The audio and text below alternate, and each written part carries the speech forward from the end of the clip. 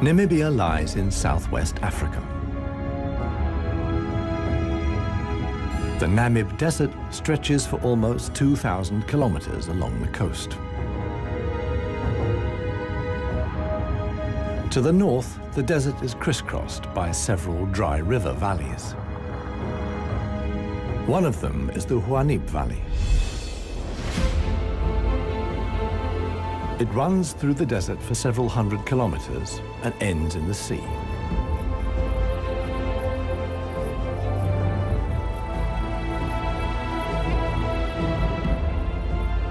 Water flows here once, at most twice a year. Only deep-rooted plants like anna trees can survive here. Only here, within the valley, can mammals exist in the long term. It is the home of the desert elephants.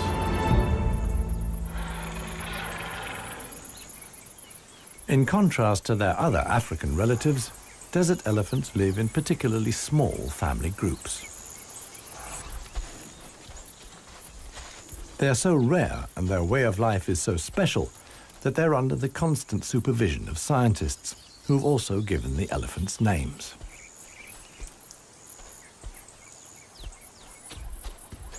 The head of this family is alpha cow Clarissa. The animals don't leave her side for a moment.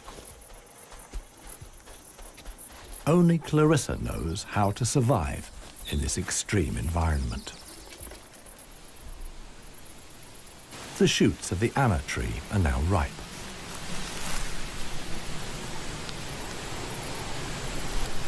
The pods contain protein-rich seeds.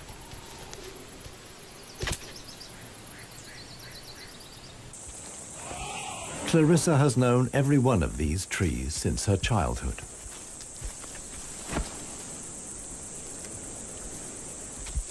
Even the youngest, Maya, tries the shoots.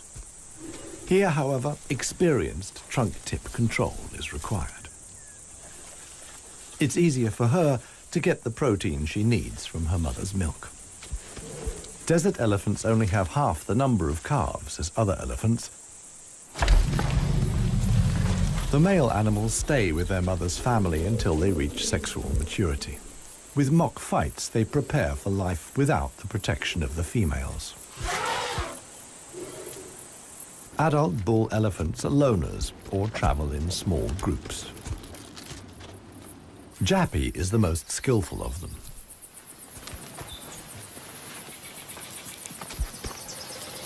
His younger brother watches enviously as Jappy brings down apparently unreachable branches from the tree.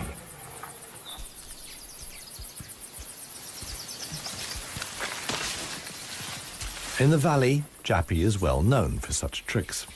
He learned them from his father. Friendship among bull elephants has its limits. Jappy is certainly not willing to share his branch with his younger brother.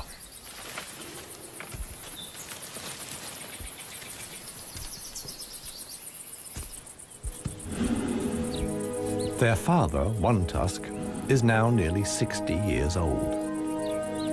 His trademark is the missing right tusk, lost long ago in a hierarchical battle. For years, he was the undisputed king of the Huanib. Now he lives in seclusion. One Tusk's legs are weak. He can no longer keep up. The aging bull is already being watched by a male jackal, which lives in the Huanib Valley with its partner. Jackals mostly hunt smaller animals, but they wouldn't turn their noses up at a dead elephant.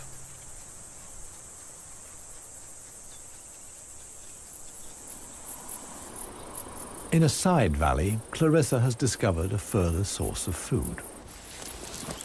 There's a wide selection of bushes, grasses, and herbs.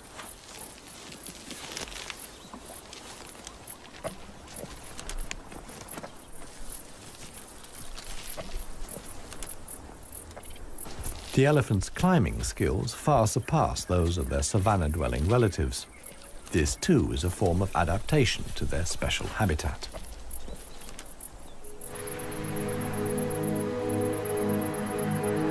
Old One Tusk has at last reached one of the anna trees in the Huanib Valley. But Clarissa and co haven't left very much for him to eat. He desperately searches for something edible in the remnants. In vain.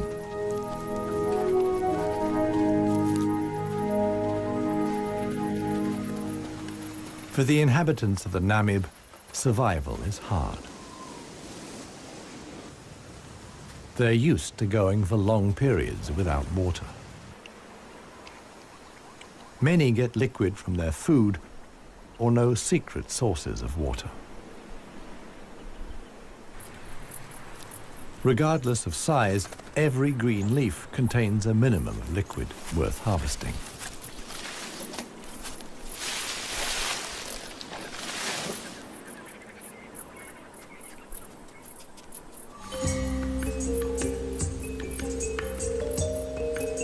Outside the dry river valleys, there is scarcely any vegetation. Here, only extreme specialists survive. The Namib desert beetle is no bigger than a fingernail. As all animals, it depends on water for survival and has developed a special strategy.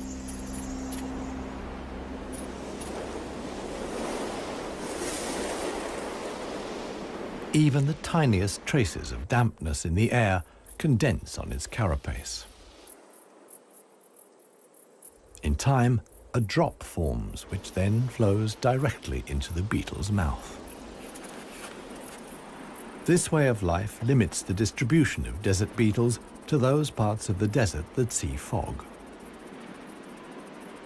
But where does the fog come from? The Namib is one of the few deserts in the world that stretch to the sea.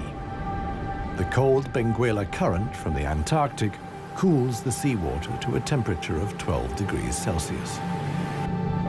When the water reaches land, it evaporates in the warm desert air.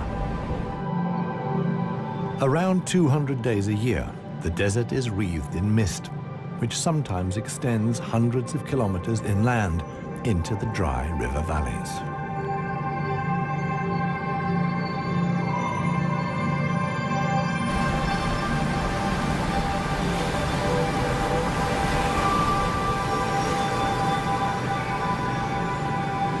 The Benguela current doesn't only bring fog, it's also rich in fish. The animals that benefit most are the brown fur seals.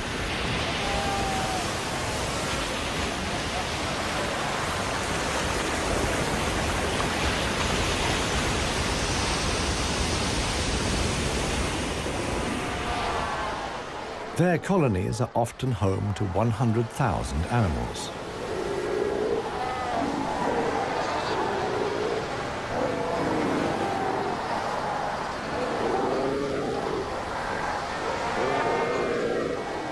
Right now, there's good reason for so many seals to congregate here.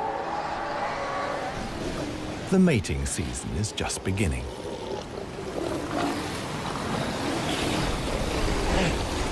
Everywhere, bulls are fighting for the right to mate.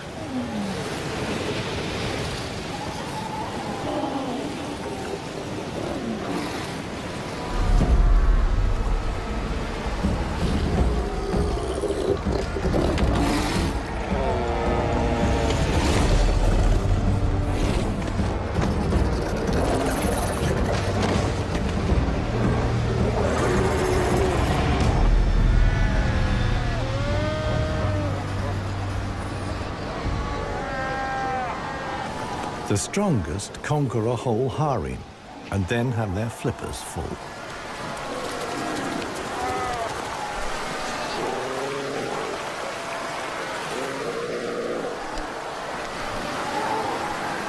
After mating, the males disappear into the sea. They're not involved in bringing up the young. The fog sometimes penetrates as far as the Huanim Valley.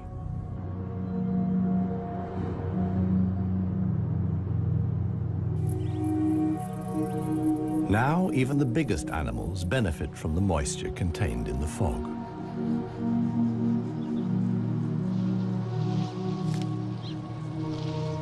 Jappy and his brother can take on a lot of liquid from the drops of dew on the plants they eat. This allows the elephants to go without water for up to 4 days at a time. The pair are still on the move together. This will soon change.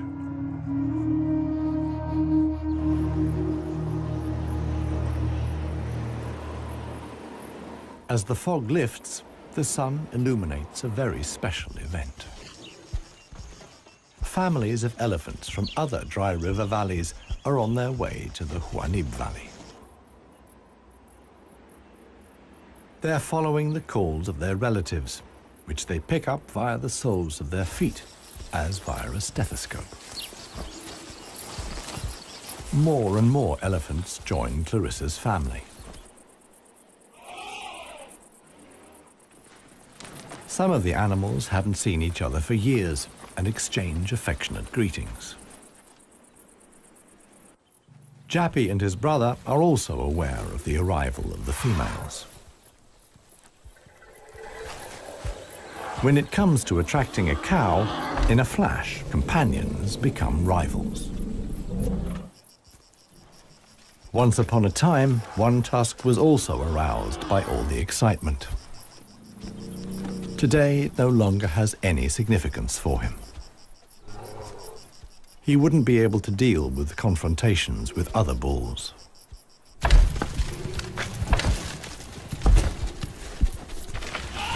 His sons and grandsons, on the other hand, are very excited. For them, it's important to make the most of the female's willingness to mate and prevent others from taking advantage. In the end, however, Jappy only manages to achieve his goal by means of a trick. He abducts the alpha cow, Clarissa.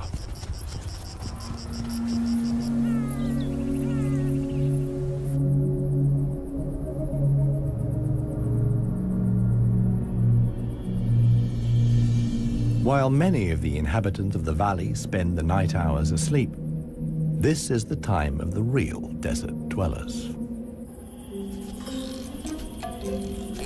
The Namib sand gecko is only active at night. In the darkness, the little predator looks for crickets and spiders.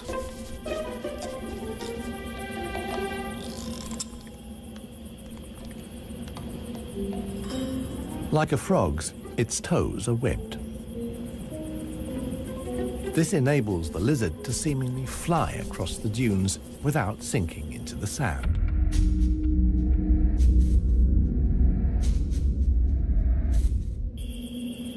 But it also needs to be on the lookout.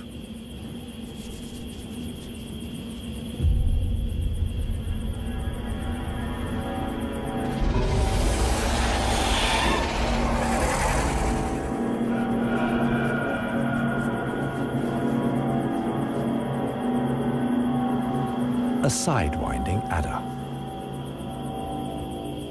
Similar to desert elephants, beetles, and geckos, the snake has a hard life in the Namib.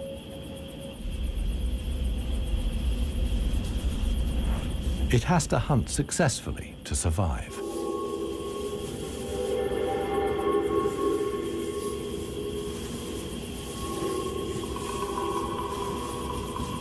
Once it finds a good spot for an ambush, it goes to ground.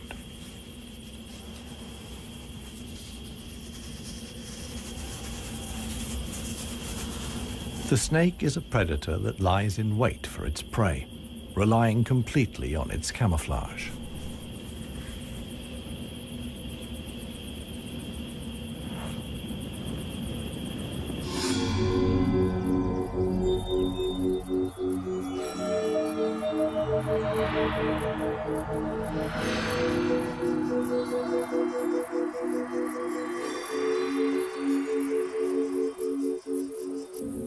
For the sensitive gecko, it's time to go. In the sun, it would quickly dehydrate. Here, too, webbed feet come in handy. The lizard uses its legs as scoops to quickly dig out astonishing underground passages. It can make tunnels 1 meter long into the ground.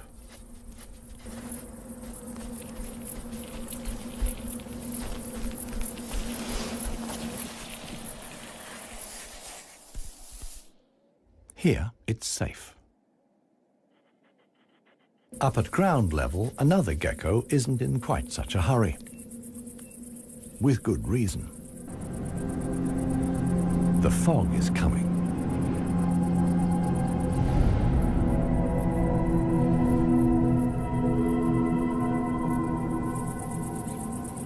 The lizard's large, mirror-like eye surfaces allow the fog to condense here. At last, water.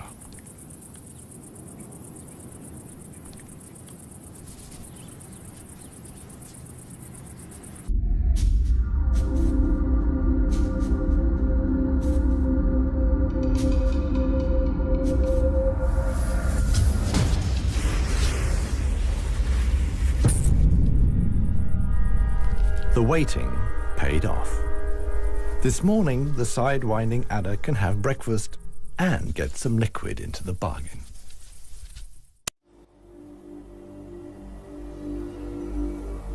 The Namibian winter is coming to an end, and with it, the mild climate brought by the fog. Relentless heat descends on the Huanid Valley. 40 degrees Celsius in the shade. This is approaching the limit for even Clarissa's family.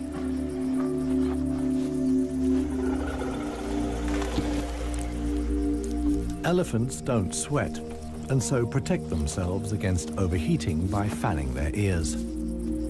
But it seems too hot, even for that. The heat is hard to bear for all the animals, but for the youngest, the sun can be lethal. Maya is really suffering.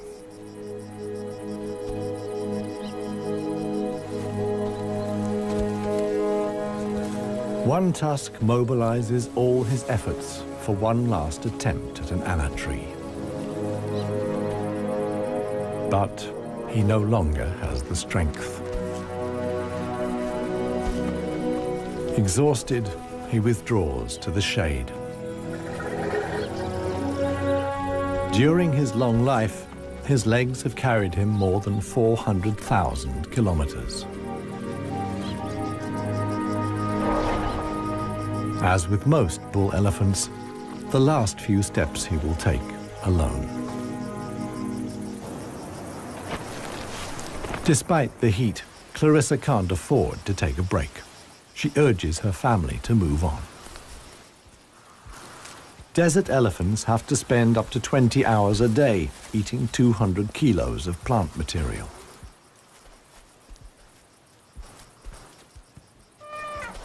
As tiring as that may be, Clarissa's family have no choice. One young bull is already so exhausted that he sleeps through the signal to move off. He only wakes up when the other elephants are already out of sight.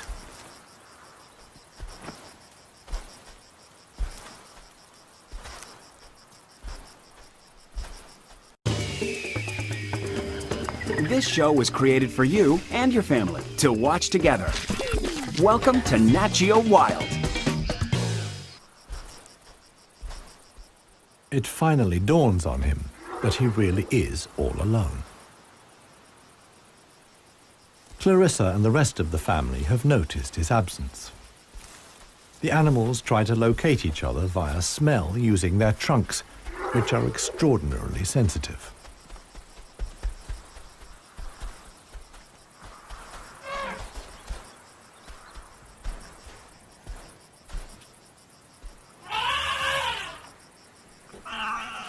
In the end, it's Maya who gives the decisive call. Now the straggler knows which way to go.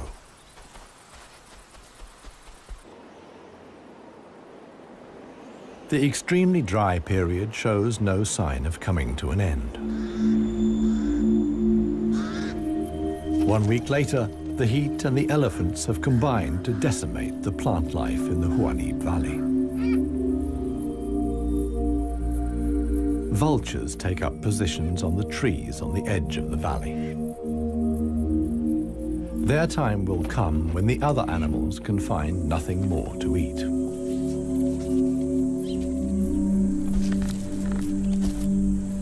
For Clarissa's family, a dead tree now becomes the sole source of food. In the desert, a tree of this size takes years to break down. And it's the elephants that turn it into food again for the other animals.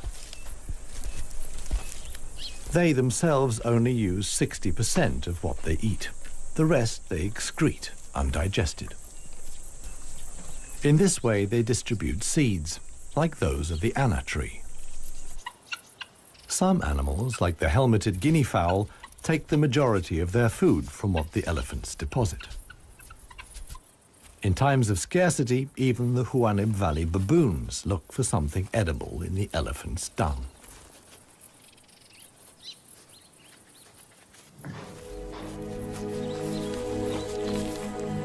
Old One Tusk has one more go at the wood.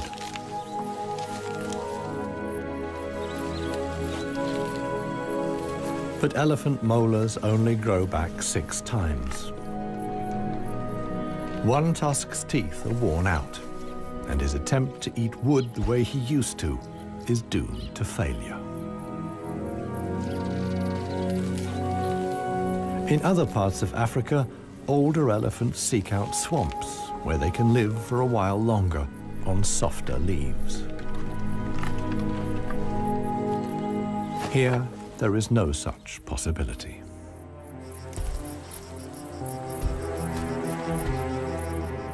For Clarissa, too, the situation is becoming threatening.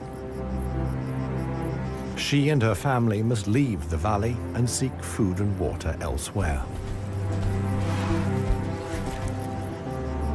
Other families join the trek. Only Clarissa's knowledge of hidden water sources can save them now.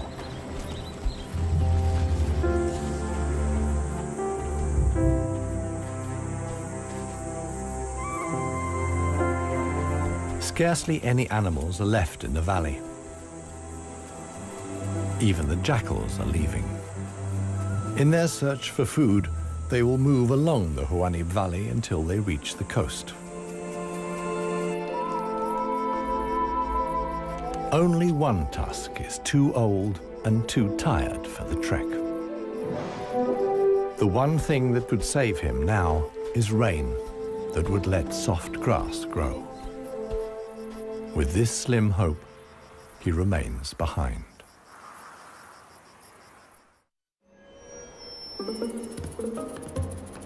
The Namib desert beetle is also looking for something to eat. In contrast to most of the desert dwellers, it is not seeking fresh young shoots. The beetle is on the lookout for plant residues. The unceasing wind is a help. It sweeps fragments of plant life together in valleys and hollows between the dunes. Mostly it's just a few bits of leaf. But sometimes it collects and becomes something like a herbal rubbish dump. Although the plants are completely dried out, they still contain important nutrients.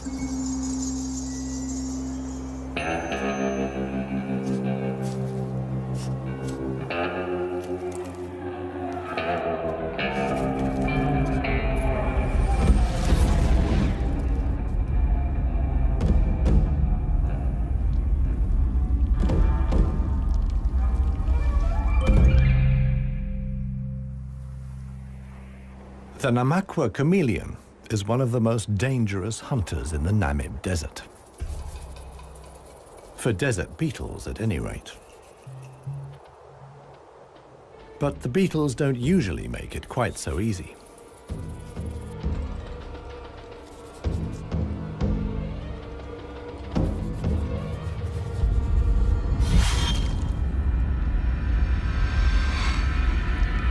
The beetles aren't only full of protein, but also provide essential liquids for the lizard.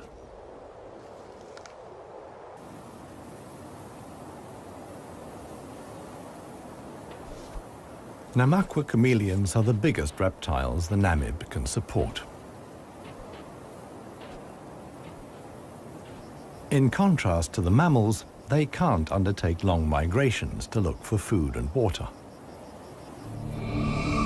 Similar to the Huanib, a river once flowed here. Along its banks, animals like chameleons penetrated deep into the desert. Hundreds of years ago, the dunes slowly invaded the riverbed and cut off the water supply. This process was so slow, however, that the animals had time to adapt to the new conditions.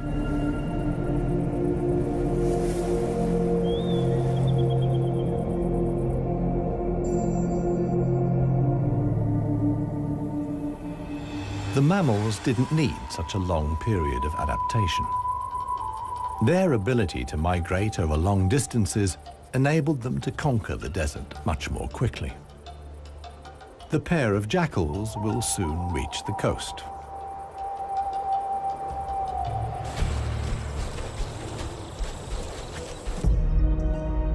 Clarissa, meanwhile, is still searching for water. Little Maya is already exhausted.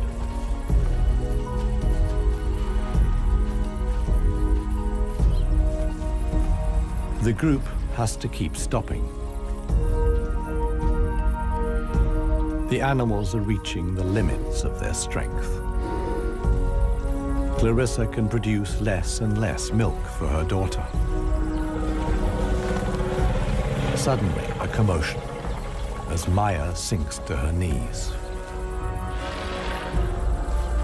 But Clarissa urges her offspring onwards. It is their only chance.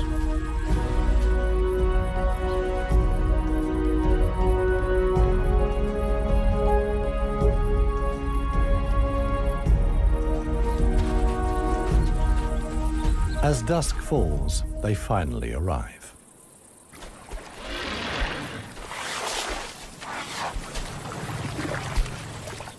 Thanks to Clarissa's knowledge, there's something to drink at last.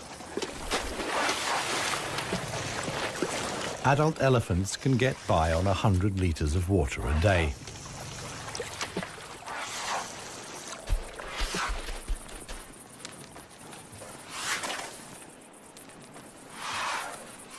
The subsequent dust bath serves to protect the elephant's skin from the relentless sun. The trek to the next source of food is long. The following morning, Clarissa will move on.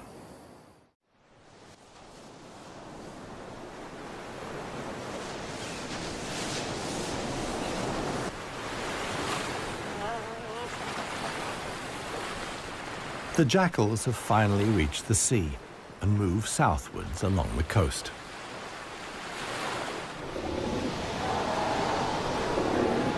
The new generation of brown fur seals is just arriving. Many of the mother animals are heavily pregnant.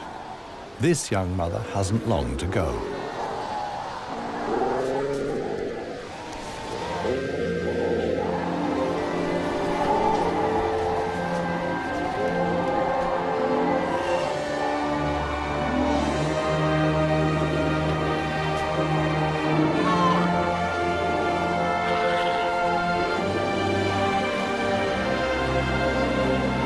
The mother at once welcomes her offspring into the world. Each voice and scent is as unique as a fingerprint. The ritual creates an unbreakable bond between mother and pup.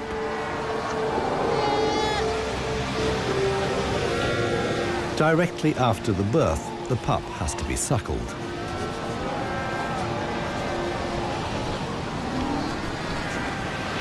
The newborn is a little clumsy.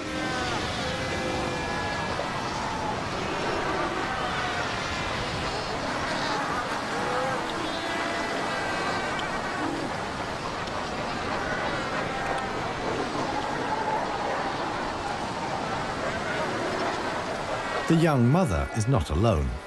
Tens of thousands of other females have also given birth. Space is at a premium in the colony, a risky situation for the babies.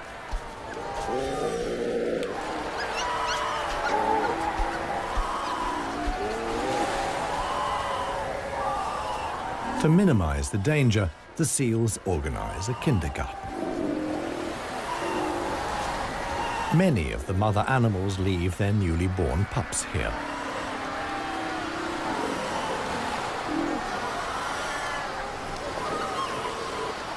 The nursery not only offers the young pups protection, but also makes it easier to find them later.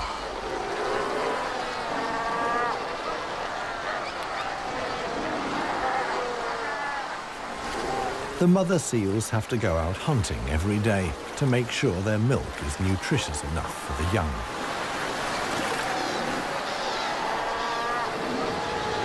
But when choosing the location of the kindergarten, they forgot about the tide.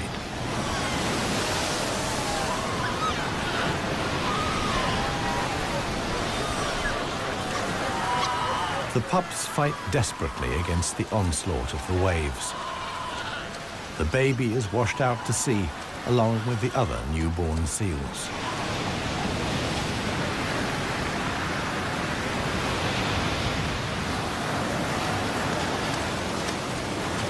Seal pups can swim, but they don't have the protective layer of fat of adult animals.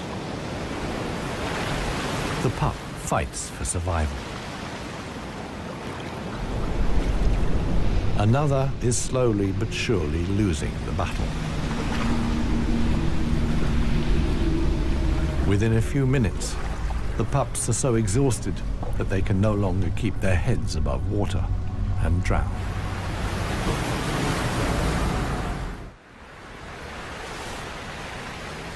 The next morning reveals how great the danger posed by the sea is for the seal pups. The shore is full of little corpses, washed up by the tide.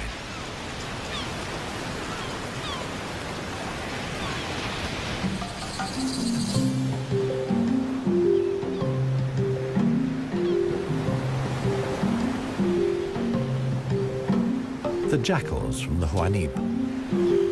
The pair have traveled hundreds of kilometers from the arid valley.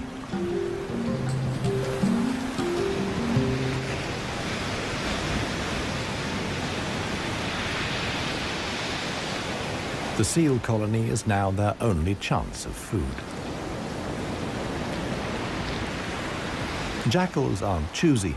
For them, eating carrion is nothing unusual.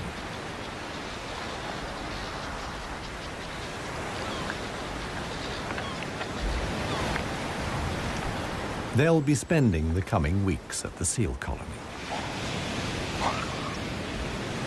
Only when the pups are old enough to swim enduringly, and thus the supply of food runs out, will the jackals return to the Huanib Valley.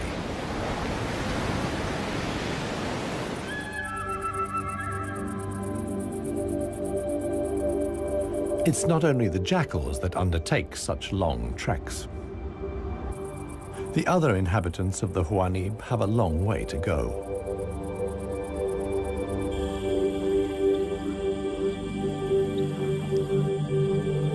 An oasis hidden deep in the desert. Oasis.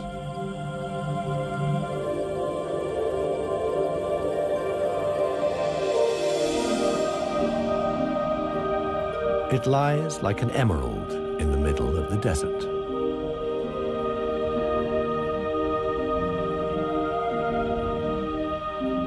A thin band of loose vegetation lines the watering hole.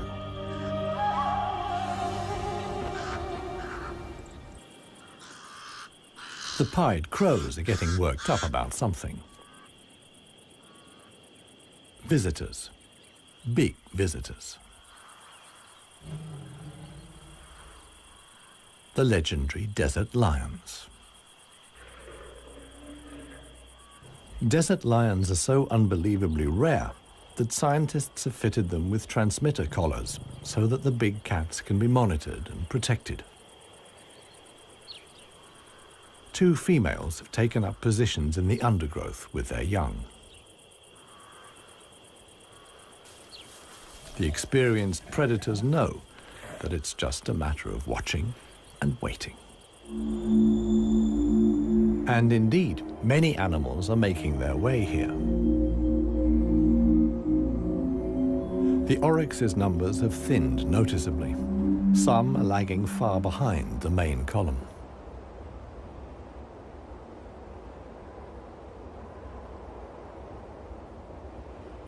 After more than 10 days' trek, the first animals finally reach the source. Cautiously, they approach the steep bank. They're in danger of sinking into the soft ground.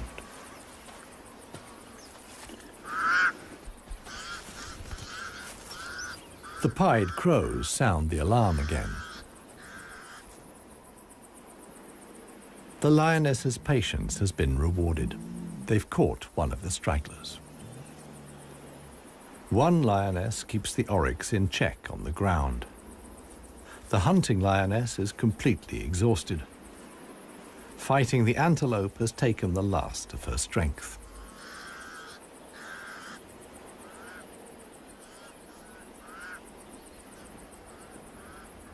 She drags herself back to the bushes to get her cubs.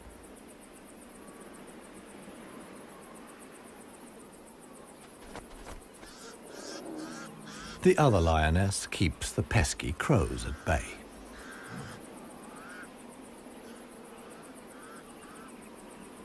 Luckily for the huntress, the cubs quickly grasp the situation.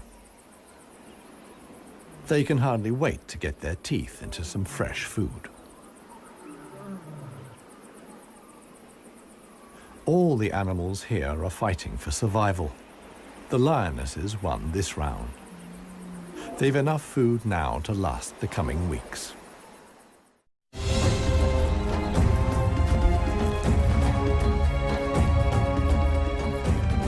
Clarissa and her family have finally reached the neighboring Dry River Valley.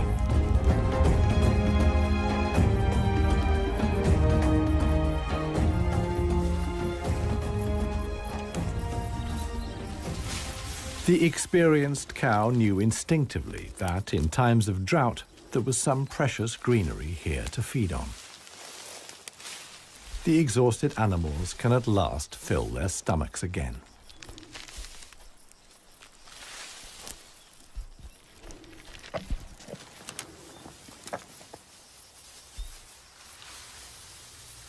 And this is how a happy, full-up baby elephant looks. Maya in paradise.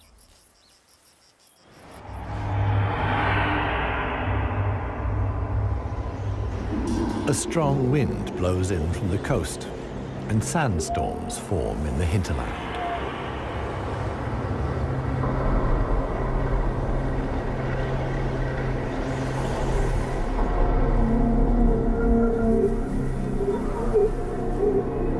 They reach the river valley where Clarissa and family have found food and shelter. Sandstorms like these are the harbingers of heavy rain. Experienced elephant cows like Clarissa know what that means.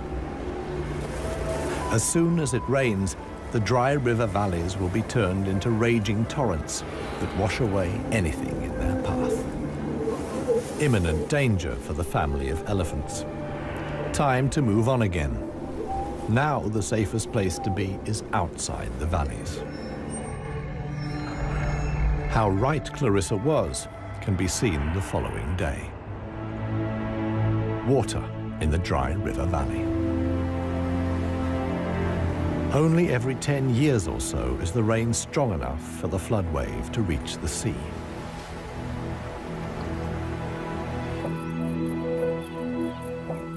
Just a few days later, the first green shoots begin the transformation of the dry river valleys.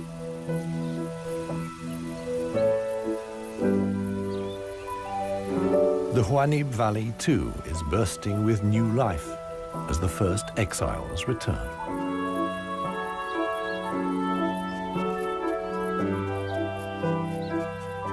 For one animal, however, the rain came too late. Old One Tusk succumbed to hunger before the first drops fell. The jackals find his body on the edge of the valley.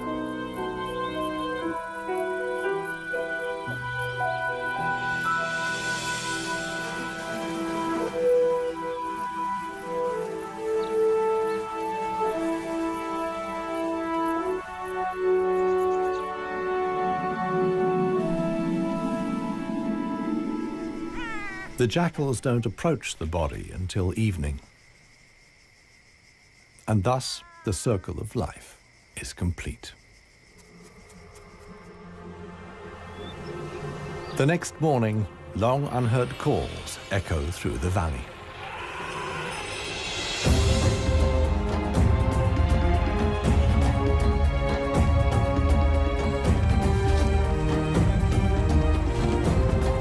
Clarissa is back. Her family survived the floods unscathed. Maya, too, is thriving. At last, the newly greened Huanib Valley comes into view.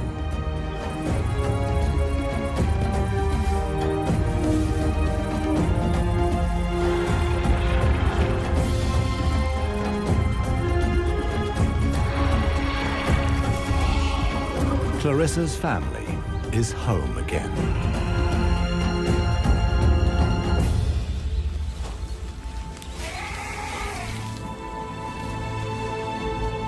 Jappy will pass on the genes of his father, One Tusk, and with them, his strength and intelligence. Clarissa is pregnant with his baby. The alpha cow will induct each new generation into the secrets of the desert elephants. This is essential for their survival. The Huanib River Valley is probably the last real wilderness in Namibia, one in which only the cleverest, most intelligent of the animal world can survive. A life of extremes in the home of the desert elephants.